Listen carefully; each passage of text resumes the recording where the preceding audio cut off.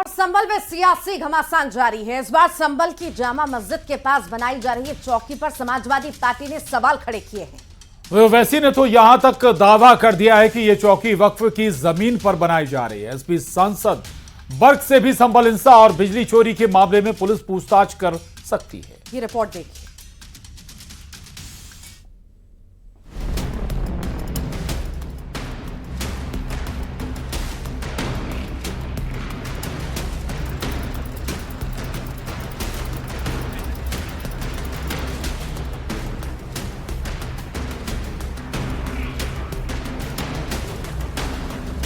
संभल का सियासी घमासान थमने का नाम नहीं ले रहा। संभल हिंसा के बाद सियासी वार पलटवार चरम पर है।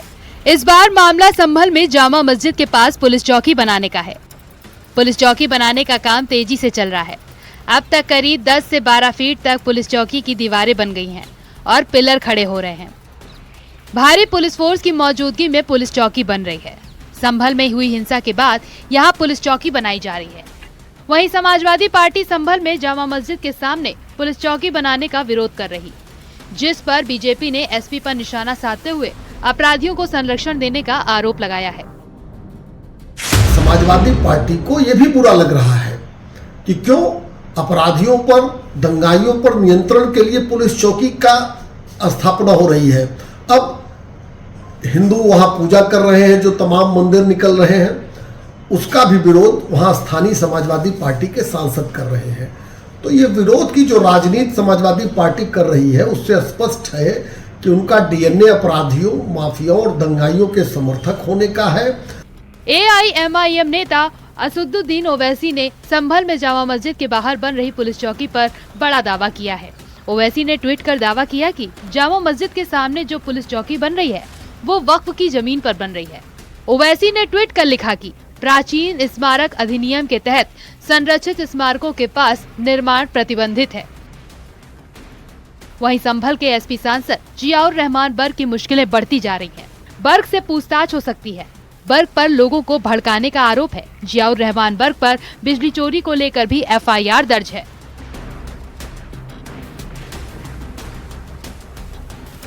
संभल में मिली ऐतिहासिक बावड़ी की खुदाई भी जारी है। यहाँ पर खुदाई के दौरान प्राचीन घड़ा भी मिला है। हालांकि खुदाई के दौरान स्ट्रक्चर को मामूली क्षति हुई। एएसआई की टीम भी मौके पर मौजूद रही। संभल पिछले 1-1.5 महीने से सियासत का हॉट स्पॉट बना हुआ है। ऐसे में अब संभल हिंसा के बाद यहाँ बनाई जा रही पुलिस चौकी को लेकर भी सियासी पारा हाई है। न्यूज़ 18 के लिए ब्यूरो रिपोर्ट। और नया साल आने वाला है और उसके पहले एमपी की मोहन सरकार ने अतिथि शिक्षकों को बड़ा तोहफा दिया है। शिक्षक भर्ती में अतिथि शिक्षकों को 50% आरक्षण मिलेगा और इसके लिए राजपत्र में अधिसूचना भी जारी कर दी गई है। संविदा शिक्षकों के भर्ती के लिए नियमों में बदलाव किया गया। सरकार के ऐलान पर अतिथि शिक्षकों ने खुशी भी जाहिर की है। तो और इस फैसले पर अब सियासत भी शुरू हो गई है।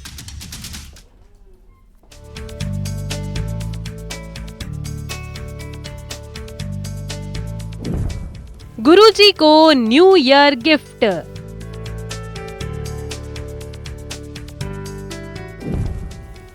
अतिथि शिक्षकों को उपहार।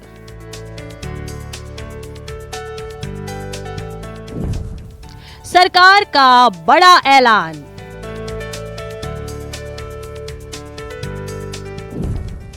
भर्ती में 50% आरक्षण।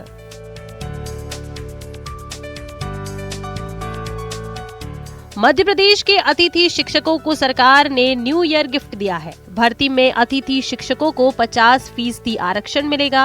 राजपत्र में अधिसूचना जारी कर दी गई है। शिक्षा भर्ती के नियमों में भी संशोधन किया गया है। सफलता तो निश्चित रूप से बड़ी है और जिस तरह से अचानक ये आदेश जारी हुआ उसके लिए माननीय शिक्षा मंत्री जी, माननीय मुख्यमंत्री जी, आयुक्त महोदय को धन्यवाद।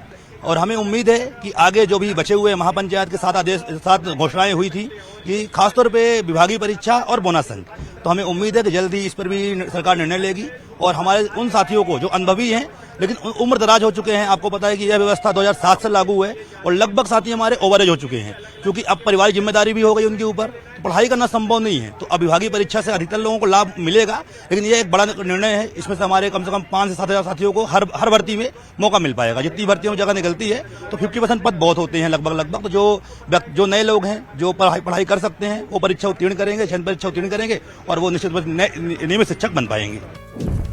अतिथि शिक्षकों को खुशखबरी। अतिथि शिक्षकों को भर्ती में 50% आरक्षण मिलेगा। मध्य प्रदेश राजपत्र में ये अधिसूचना जारी कर दी गई है। इसके तहत शिक्षक भर्ती के नियमों में संशोधन हुआ है। संविदा शिक्षकों की भर्ती के लिए नियम भी तय कर दिए गए हैं। साथ ही 2025 की परीक्षा में नए नियम लागू होंगे।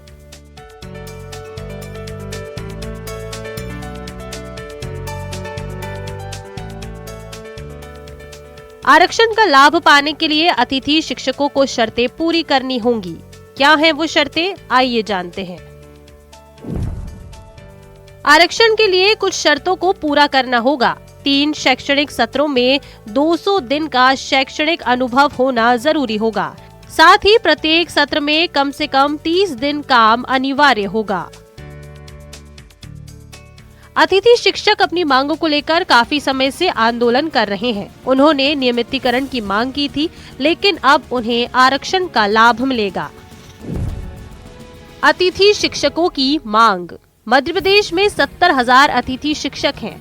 ये लंबे समय से आंदोलन कर रहे थे। अतिथि शिक्षक नियमितीकरण की काफी समय से मांग कर रहे थे। अपनी मांगों को लेकर अतिथि शिक्षक हाई कोर्ट तक पहुंचे थे। अतिथि शिक्षकों की नियमितीकरण की मांग को लेकर इनकार भी किया गया था। वहीं भर्ती में आरक्षण की बात कही गई थी।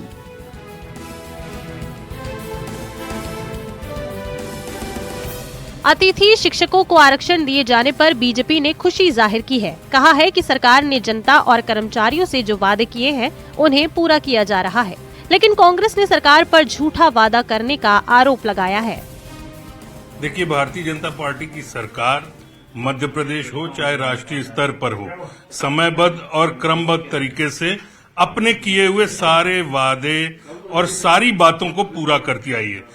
इन शिक्षकों से सरकार ने वादा किया था कि उनकी बातों को तवज्जो दी जाएगी, उस पर ध्यान दिया जाएगा और ये 50% का आरक्षण उनको जो दिया गया है ये स्वागत योग्य है और मैं समझता हूं कि सभी जनता में भी और शिक्षकों में भी ये हर्ष का विषय। अतिथि शिक्षकों के साथ जो अन्याय किया है सरकार ने वो हर व्यक्ति जानता है। अतिथि शिक्षक निरंतर मांग पे अड़े रहे, अपने हड़ताल करनी पड़ रही है। भाजपा कार्यालय के बाहर भी वो धरना देने बैठे, मुंडन भी कराया। इस सरकार के माथे पे शिकन नहीं आई। अब सिर्फ एक झूठी बातें करके भ्रमित कर रहे हैं। तो सरकार ने अतिथि शिक्षकों को खुशखबरी दी है, लेकिन इस पर भी सियासत शुरू हो चुकी है। बीजेपी जहां फैसले पर खुशी जता रही है तो वहीं कांग्रेस सवाल उठा रही है। न्यूज़ 18 के लिए ब्यूरो रिपोर्ट।